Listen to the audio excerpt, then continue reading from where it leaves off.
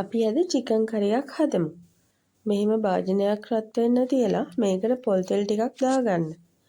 ඊට පස්සේ මේ පොල් තෙල් ටික රත් වෙනවත් එක්කම මේකට අබ ටිකක් දාගන්න. අබ ටික දාලා පියනින් වහන්න. මොකද අප පුපුරනකොට අබ සේරම එළියට යන නිසා. දැන් මේ අබ ටික පුපුරලා තියෙන්නේ. අපි දැන් මේකට සුදු ලූණු, ඒ වගේම බී ලූණු, තව කපාගත්ත අමු මිරිස්, කරපිංච, රම්පේ මේ දේවල් දාලා මෙහෙම කලවම් කරලා මේක පොඩ්ඩක් වහන්න.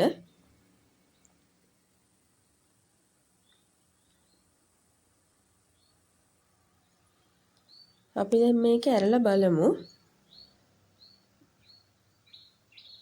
දැන් මම මේකට ලුණු කුටු ටිකක් දාගන්නවා. මේ බී ලුණු වලට හරියන්න තමයි ලුණු කුටු දාන්නේ. මම දැන් මේ ටික පොඩ්ඩක් හැඳි ගන්නවා. ඒ කරලා මම මේ ටිකට දානවා 3-5 තේ හැඳි එකමාරක්. ඊට පස්සේ මම ඒ ටිකත් දාලා පොඩ්ඩක් කලවම් කරගන්නවා.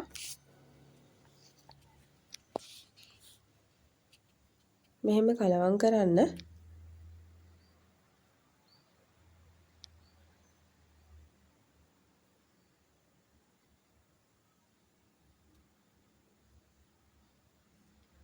මම දැන් මේකට මිරිස් කුඩු තේ හැඳි භාගයක් විතර දානවා. දාලා ඒකත් මෙහෙම කලවම් කරගන්න. මම චිකන් ටික සීසන් කරලායි තියෙන්නේ. මොකද මම චිකන් කරිය හදන එක වීඩියෝ කරන්න හිතාගෙන හිටියේ නැහැ. ඒ නිසා මම චිකන් ටික සීසන් වෙන්න දාලා තිබ්බේ. මේ ටික මෙහෙම කලවම් කරලා දැන් මෙතන තෙල් ගතිය නෑ වගේනේ පේන්නේ. ඒ අපි තෙල් චුට්ටක් දාපු නිසා තමයි. අපි දැන් මේ චිකන් ටික සීසන් කරගන්න මම මේකට දැම්මේ සෝයා සෝස් ටිකක්, ඒ වගේම මිරිස් කුඩු 3-5 කුඩු කහ කුඩු. ඒ ටික දාලා හොඳට මේක සීසන් කරගන්න. තව මම මේ ලුණු කුඩු ටිකකුත් දාලායි තියෙන්නේ. දැන් අපි මේක අපේ උයන භාජනයට දාගමු. මේ ටික උයන භාජනයට දාලා පොඩ්ඩක් හොඳට හැදිගා ගන්න. අපි දැම්ම මේකට වතුර දාන්නේ නැහැ. මේ තියෙන විදිහට මේක හැදිගාලා පොඩි වෙලාවක් වහලා තියන්න ඕනේ.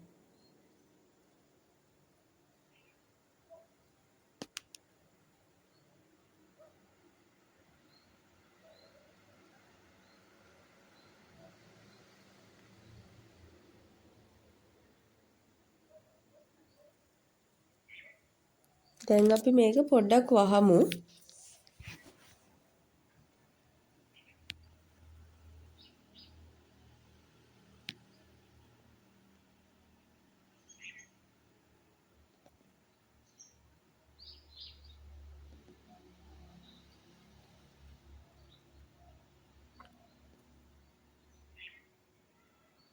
අපි දැන් විනාඩි 10-5කට විතර පස්සේ මේක පොඩ්ඩක් ඇරලා බලමු.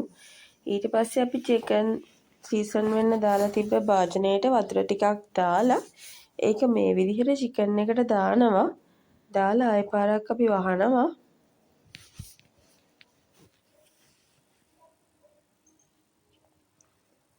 මේක දැන් මද ගින්දරේ තමයි මේ ඉදෙන්නේ. මද ගින්දරේ ඉදෙන්න ඇරලා තියලා තියන්න ඕනි.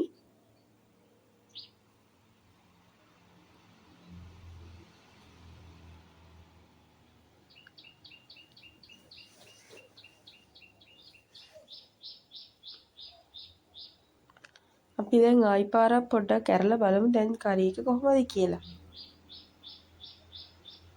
ඔය තියෙන ලස්සනට දැන් මේක තව ටිකක් ඉදිලා මේ තෙත ගතිය ටිකක් අඩු වෙන්න ඕන. ඒ කියන්නේ මේ චිකන් එකේ තියෙන වතුර අඩු වෙලා මේක ටිකක් තික් වෙන්න ඕන. එතකොට තමයි චිකන් කරි එකේ රසය එන්නේ.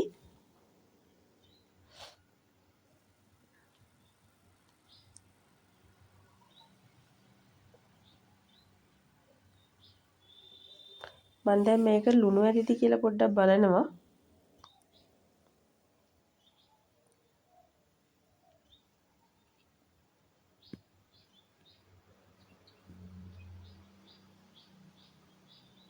මට මේකට ලුණු මදි වගේ දැනුණා. ඒ නිසා මම මේකට තව ලුණු කුඩු ස්වල්පයක් එකතු කරා. තේ හැඳි භාගයක් විතර එකතු කරා. ඊට පස්සේ අපි මේක ආපහු පාරක් වහනවා.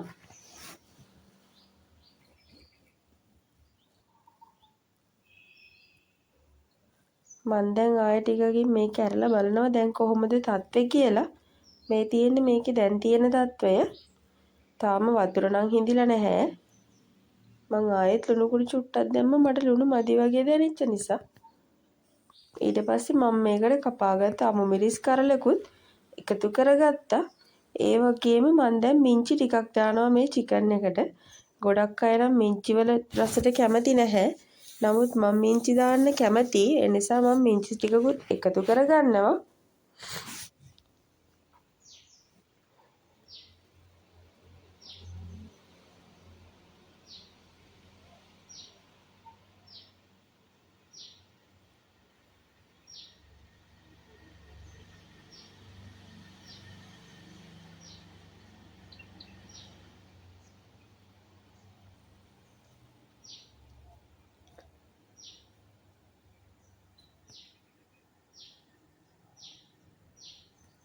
මේක තව ටිකක් හිඳෙන්න ඕන.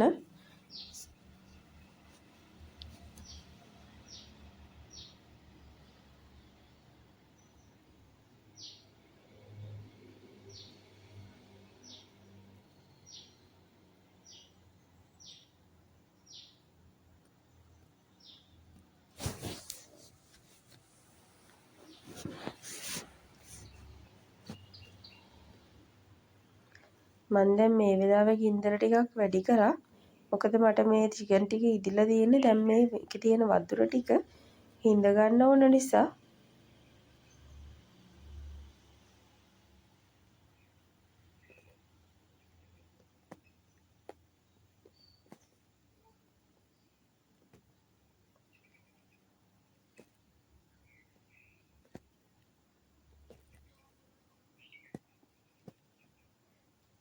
මට ඔයාලට කියන්න බැරුණා මම මේකට ගොරක පේස්ට් ටිකකුත් දැම්මා.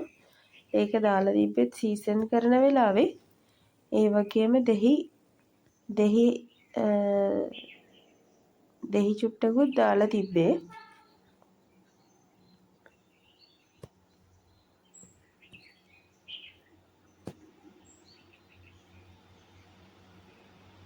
දැන් මම මේක වහනවා.